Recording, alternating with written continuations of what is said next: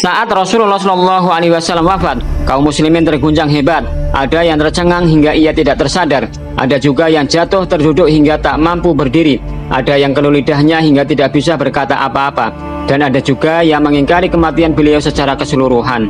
Namun tidak demikian dengan Abu Bakar As-Siddiq radhiyallahu anhu. Beliau datang dengan tenang dan ia tidak berbicara sepatah kata pun kepada manusia.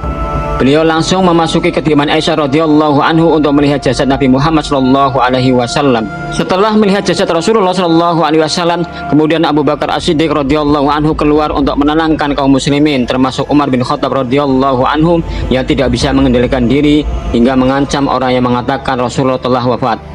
Abu Bakar As-Siddiq radhiyallahu anhu kemudian berbicara di hadapan manusia, "Amma ba'du, barang siapa yang menyembah Muhammad, maka sesungguhnya Muhammad telah mati.